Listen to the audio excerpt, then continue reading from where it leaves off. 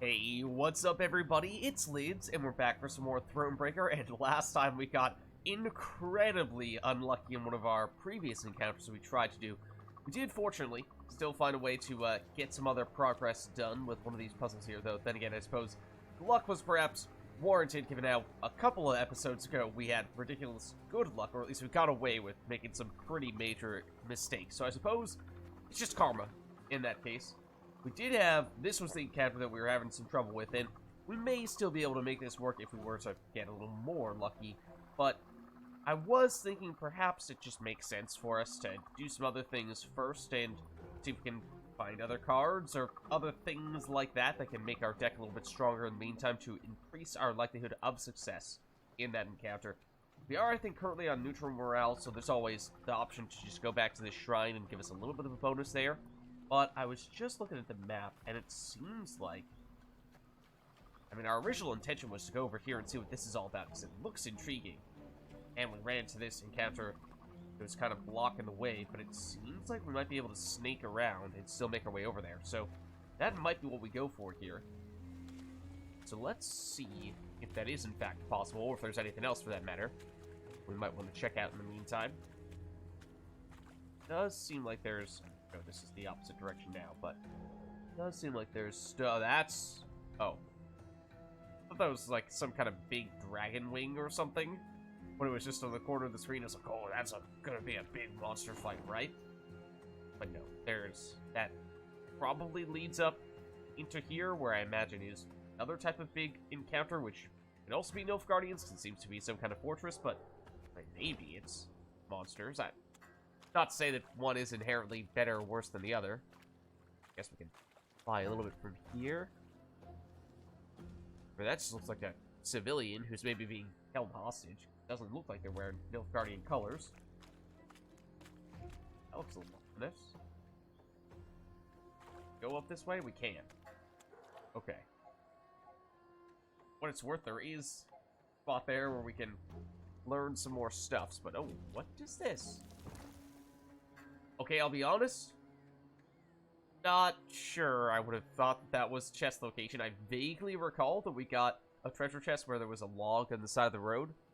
But no, that was not what I was thinking when we first came across here. But okay, it is the premium Count Caldwell for Gwent multiplayer, so we'll take it. We will take it. No question. But the bigger question is, what is this? Is this the spot that I was thinking of? No, it is just before it.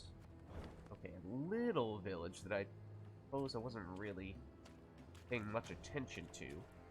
But, let's see. Some wood. This townsperson. Entering the swamp's easy. Trouble's getting out. Okay, that's ominous. Entering the swamp's easy. Trouble's getting out. Okay, what about this? Milady, our scouts report that substantial riches are located in this abandoned hovel, along with a swarm of vermin. The floor is black with the blood of bloated leeches and maggots. Gross. Bats hang from the ceiling, and spiderwebs cover the windows. I called for volunteers to recover the valuables. None. Step forward. They're too afraid. We can do it. Lower morale, gain 50 crowns, or we can sleep. I mean, usually these encounters we can go back to on a later occasion if we find ourselves in desperate need of 50 gold. Right now, that just seems like a very small number, and pretty sure we've only seen one shrine thus far in the area, which we were just saying we might already need to reserve for that Nilfgaardian encounter, so I'm not really sure we can afford to do this right now. Odd as that sounds, because usually that would be something we'd feel pretty okay about doing, but that reward just seems like it's not very valuable. Okay, and we can seemingly go back over to it. So, yeah, if we do find ourselves in desperate need, we could do that later on, I suppose. Alright, I'm getting a little nervous about this area in general and what we might be about to see over here. Yeah, I was also curious to see how big that was going to be relative to the 50 crowns over there. But, yeah, there's already... And that's probably the encounter for this area. It's going to hit us as soon as we approach, not even when we get right up there. So, I think I might have theorized that this would involve the druids that we had joined our group previously. Are they going to be... Are they going to be pleased or displeased about this area here? I mean, this looks like some kind of dark ritual-y place where there's like a suffering human face built into these rocks. So are they secretly cultists of some variety, and once they get here, they're gonna be like, oh, why, thank you so much. Now we can perform our dark satanic ritual, and you're going to suffer for it. Or they could be like, oh, thank you, we're gonna perform our dark satanic ritual, but we appreciate that you brought us here, and so we're going to give you some crowns and wood and be on our way. Catch you later. I don't know. But, I think either way, it's gonna be a tricky one. And stuff is gonna go down. It definitely looks creepy. In the distance, Meve spotted a spindle-like shape, which soon proved an enormous, dark obelisk. It stood in the middle of a wetland clearing.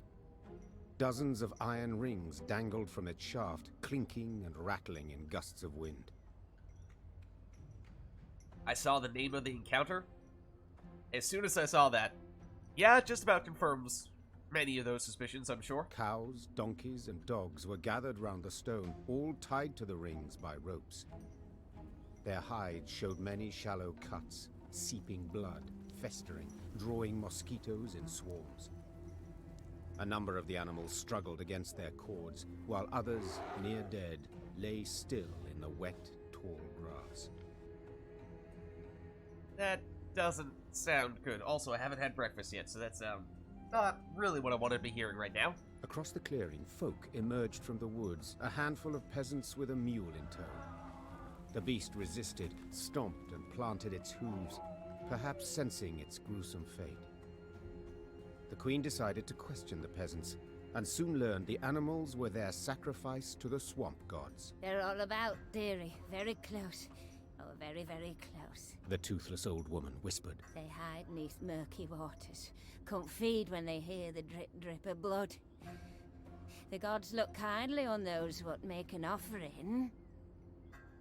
Oh, please don't tell me that people are going to pressure us into making an offering and we need to choose if we want to do it or not, because I don't really want to take part in this dark ritual here. Oh, and that's... As soon as I say that, that looks like it is exactly what we need to do. Or choose, at least. Stop the ritual. Stand aside, don't interfere, or we can make sacrifice. Oh my god. Ugh. Oh no. Here I was thinking that the druids would be the ones participating in it, and we'd just wave goodbye as they went off to do their thing and be judgmental about their life choices. But now we need to be the ones making questionable life choices. Oh no. Okay. I mean, this would seemingly be the morally correct thing to do, but, you know, how much weight do we put into the whole, oh, the swamp gods look kindly upon those who make blood sacrifices? No. This is the, I guess, most neutral option. But, I mean, we have to take a stand one way or the other, right? Do we join in? Okay, no, I was about to describe that in a way that I don't think we should describe it. But, no, we could say no thank you, or we could just throw aside all of our morals and whatnot and give this a shot. I mean, oh, also, if we still had Ache, I know it's been a while since we last brought that topic up, but I have to imagine if we were to do this, Ache would not be terribly pleased with us, probably would at least lower our morale. I mean, we should stop the blood ritual, right? I am also curious to see what, if any, involvements the druids have. Like, are they against this ritual, and so they're happy if we do this, or vice versa. I don't know. This is probably going to make some people mad at us. I know nothing of your gods, began the queen, her nose crinkled in disgust. but any that demand such grisly tribute are not at all worthy of reverence. What you do to these creatures is savagery. Savagery I can't allow. Run us off, you can. Replied the old shrew. But soon as you're gone, we'll come back. As ever, we'll come back. This I know. So I must take care to leave you naught to come back to. Over the peasants' howls and pleas, Meve ordered the obelisk brought down. Her soldiers gripped the ropes that hung from it and toppled the shaft. Oh! As it hit the ground, it shattered into many smaller pieces. Okay, I will admit that's not really the direction I thought that was going in. I thought that, also the music has changed. And we saw that that was a significant decision. I mean, this seems like this is a pretty big encounter here for sure. So there will, I'm positive, be long-term implications from this decision, but I really thought that, the way that was going, the way Meve was framing that, it was as if the village person right there, this old woman, Meve was gonna go like, oh, nope, I can't let you do that, and she was gonna attack that woman or something like that. Sounded like that woman was good. Well, woman sounded like she was about to attack us. You say you know naught of our gods. The old woman's eyes narrowed. Her I voice am grew the darker swamp still. god. Well, don't you worry your head, sweetie. You'll meet him soon enough. They'll tangle you apart. Sow a pox among you, drive you to madness. Every last one. I curse you, all of you, in Gerdakora's name. Undisturbed by the Harridan's screamed threats, Meve rode on. But her men whispered long of the curse. It weighed on their minds, poisoned their hearts. Each misstep, misfortune, they saw as punishment for their sacrilege. Okay, and for what it's worth, I was, at least as soon as the blood sacrifice came up, expecting, even before that actually, as soon as the woman in the town just before this area mentioned the leeches, it's like, okay, that raises some suspicions about Gernakora, who I know from Gwent multiplayer. I don't know, obviously she originates from Thronebreaker, but okay then. I'm sure this is not the last we will be hearing of this. This Gernakora will definitely be making a reappearance, and I already have some theories, but I will perhaps leave it at that for now, and we'll see when that stuff pops up. Okay, we, yes, absolutely have toppled this place, and don't have anything else to loot or anyone to talk to. That did not lower our morale, somewhat surprisingly. Interesting. Okay. Woman probably still has the same thing to say to us, I don't know. May the swamp turn red with your blood! Oh. Hail in Gwern Eater! No, so, turns out all of the villagers were basically just thralls of Gernakora, seemingly. Yeah, so when is that going to turn around and bite us in the butt? You will find out soon enough, I suppose. I mean, that's... So, again, I kind of anticipated... Also, for full disclosure, Gernakora is on the little preview for Thronebreaker when you're in Ongren, when you're just on the main menu. So, again, I knew at some point we were going to run into Gernakora. I have a general idea what Gernakora's deal is from multiplayer, but I obviously haven't played Thronebreaker, so I don't know the specifics. But I was expecting for us to run into her at some point. So, yeah. That's, just a question of when.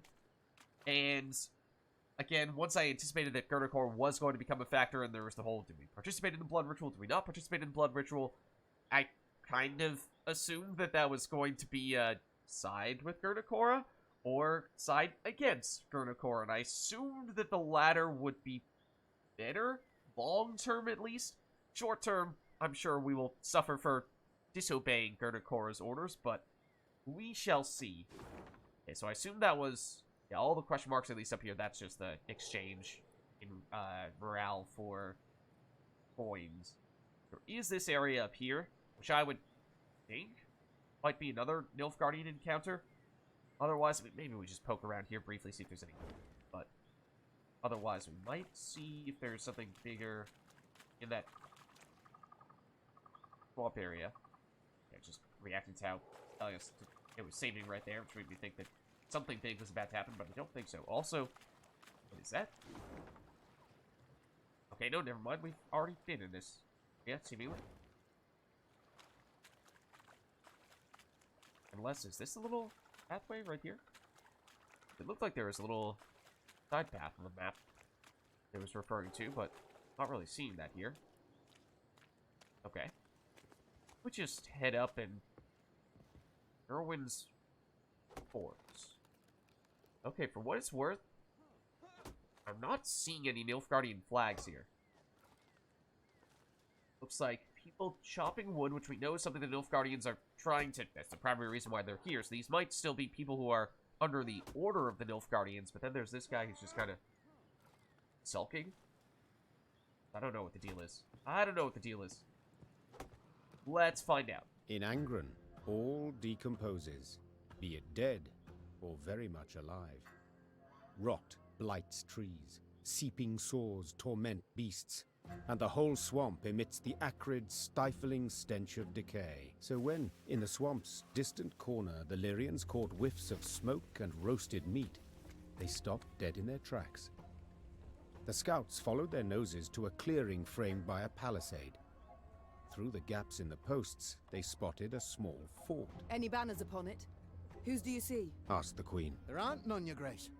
Not one golden sun, not one silver lily. Yes, so Golden Sun would be Nilfgaard, Silver Lily, I think, would be Temeria, which is technically the other closest major area. Okay. So yeah, that's odd. It would seem as though they're either... I mean, yeah, I guess they're theoretically neutral in that case. I'm sure the neighbors must be nice, right? Meve gave the gate a few solid knocks with her shield. Moments later, a dozen armed men appeared atop the rampart. The one who led them wore a beard. Oh, now I have theories about who this might be, in fact. But, yeah, and I said how, oh, they don't have any banners as we were walking in. They're, not Nilfgaardian, or maybe they're just under Nilfgaardian orders, but they don't have any Nilfgaardians here, directly. But I did see one of the guys had a sword, so, yeah. They at least have some armed forces of some variety. Who are you? Why are you here? That is who I thought it was going to be. Okay, talk about other people from Gwent multiplayer who are originally from Thronebreaker, who I know very little about, but okay, Gerwin.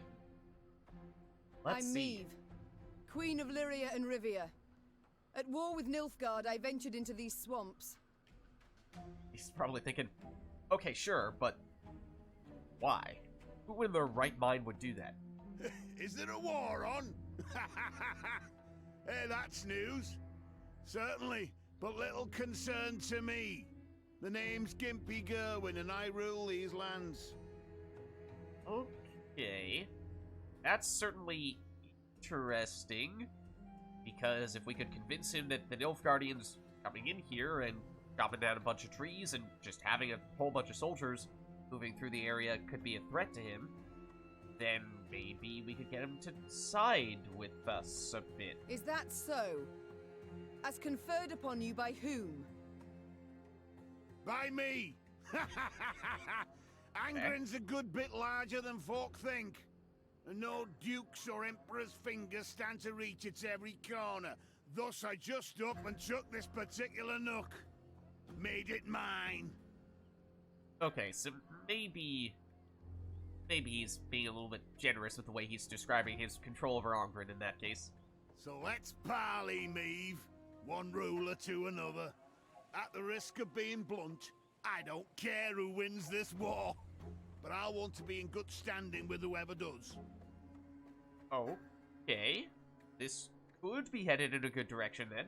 So, I offer you a fire at which to warm your limbs. Also, a place at my table and beds for you to rest. On condition, you Okay. pledge to me one very small thing. Uh-oh, it's not To small, is it? respect the sacred laws of hospitality. Which means what exactly?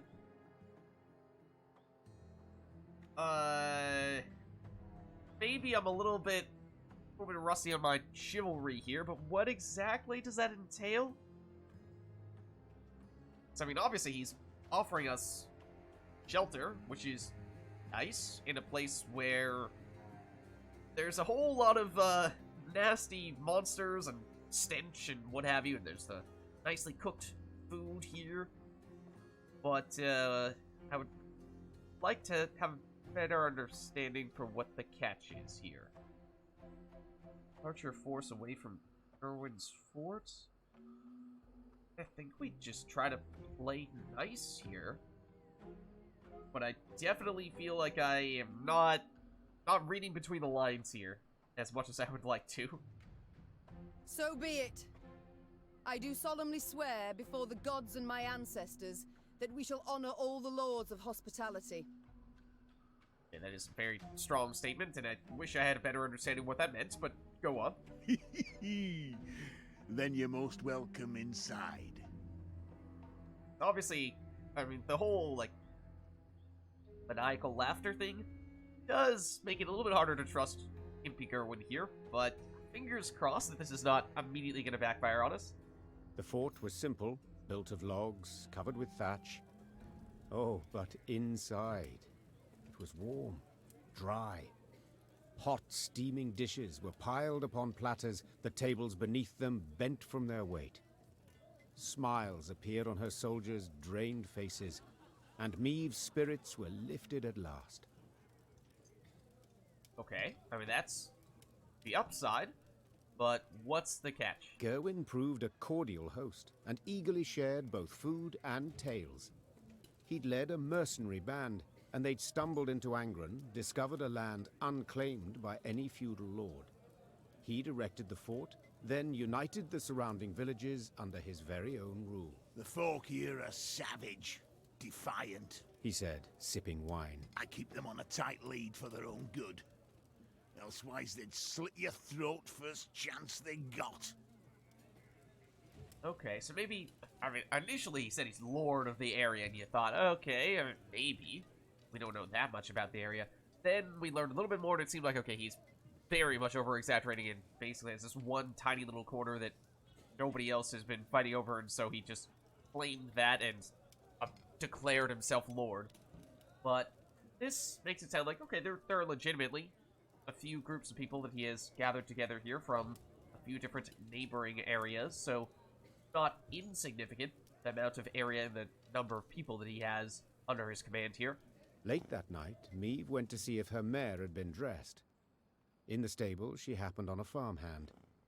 Recognizing the queen, the man fell to his knees and averted his eyes. Meve noticed a strange object dangling from a rope around his neck. Uh-oh. A human hand, half rotted to the bone. What? Uh-oh. What is that? That doesn't sound good. Oh dear, everything is cursed, isn't it? Everything and everyone is cursed. Oh god. Me wife's hand, your grace. Stammered the That peasant. music. Lord Gerwin caught her sneaking some grub. Scraps, really. Took her and told me to wear it, so I'd remember what happens when... When people don't do what Gerwin asks. So basically, it turns out that although it does initially appear to be nice, it's, as we might have expected, a bit of a trap, where you just do the slightest thing, make him a little bit unhappy with you, and he goes off and does the most severe of punishments. Meve left the stable without uttering another word. She went straight to the servants' barracks.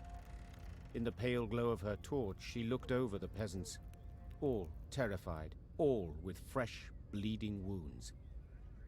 The queen felt rage rise inside her. Yeah, I mean, at the very least, he's not treating his people very nicely, but it's probably goes a little bit deeper than that and, you know, has implications for how he might treat us and the rest of our people in our brief time with him. Oh. Oh. Ooh. Okay, admittedly not the direction I thought this was going in. I thought this was going to be more a question of what do we do? Do we flee as quickly as possible, assuming that something bad is going to happen to our people if we stick around? Or do we linger and hope that nobody accidentally steals an extra plate of food and gets their hand chopped off and whatnot? But okay, obviously this would make Gimpy mad at us. And he'd probably fight us. But it's the morally incorrect thing to do, whereas this is the morally... Or rather, this is the morally correct thing to do, but he would fight us. This is not the morally correct thing to do, but would keep him happy and maybe keep him as an ally? Alright, I'll be honest here. I think we are not doing very... Or we need a lot of help here in Algren right now. I'm not sure we can afford to lose Gimpy as a friend. Like, if we could... No, like, he has a card, and by making him an ally, we could add a powerful card to our deck. We could really use something like that. So, from that standpoint, especially because we... I don't know, you know, our moral compass here, we did just deliberately try to not pray to the swamp gods, because that seemed like a really bad thing to do. So we did something really nice, right? Now we make up for that, keep that scale nice and balanced, and do something that is morally not so great. The queen reached for her sword, but she'd taken an oath, so her hand paused on the hilt. Gerwin was cruel, deserved to be punished. But Meve would not do the deed. The queen blew her horn, woke her men from sweet slumber. She ordered them to assemble. They would march out at once. Gerwin rushed out, confused, to ask what had happened. Meve gave no answer, save to spit at his boots. Did she? She did spit at his boots? Okay. I mean, we did still get high morale, but... I mean... The morally incorrect thing to do, if you want to metagame it a bit more, like, what would we have gotten from freeing those guys? I would expect, perhaps, we would have gotten ourselves into a battle with Gerwin. But we might have maybe gained recruits, which doesn't help us too much. I don't know. Maybe there are other long-term implications there. I don't know if we saw the little thing that says that that's going to be a major decision later on. Although that seemed like it would be, because, again, Gimpy Gerwin is a character who exists in multiplayer Gwent, so you would think that, in general, whenever those types of characters pop up, they're going to be significant. They're going to have multiple points in time where they are involved in the plot, or at least when they are involved in the plot, it's pretty significant. And that, yes, had a lot of build-up to it, but didn't really turn into much, seemingly, so I kind of feel like that's going to rear its head later on, and, I mean, maybe because we were relatively nice to Gerwin, or at least didn't punish him for his wrongdoings, he'll remain fairly kind to us. Otherwise, I mean, there remains this battle here with Nilfgaard. I was kind of hoping we were going to get a new card here with Gimpy, and maybe in doing so, that would have made us significantly stronger with our deck, but alas, no such luck. I don't know, maybe freeing the slaves somehow, or were they slave or servants or what have you? Freeing them, making him mad, but then doing something like maybe you fight him and you defeat him because, alright, I've seen the error in my ways, and you put me in my place, and now I'm concerned about, you know, you or the Nilfgaardians just taking over this woods, and I would have to be, you know, or turn into your servant, so I'll just join your team instead. Like, maybe that was the way that was going to play out. I don't really know, but I imagine there's probably some way you could get him to join your team at some point. Maybe he'll just pop up later, and this is just the beginning of our experience with Gimpy Gerwin. I don't know. But alas, as I said, I think at this point we've checked this part off. There's definitely more to come of this little plot line with Gernakora. Don't know if the same could be said with Gimpy. I kind of hope so. And then we'll... Not sure if we're ready to circle back for this Nilfgaardian fight, because still a little scarred from that experience last time we tried to take those guys on, and I would like to perhaps get a little bit stronger before we do return to them. Yes, we are on the high morale, so there's something to be said for doing it while we are on the high morale, but we do still have that shrine, which we could use to boost ourselves up as well later on. was hoping we'd get some advantage from completing these 2 encounters, but alas, it is not the case. So we may just be looking to head over down this way, and I mean, it's not as if we're about to get to this main quest, but lots of stuff for us to check out in this area right here. But with that being said, I think this is probably a good place for us to wrap up here, so thank you all for watching. I hope you enjoyed the video, and I'll catch you next time.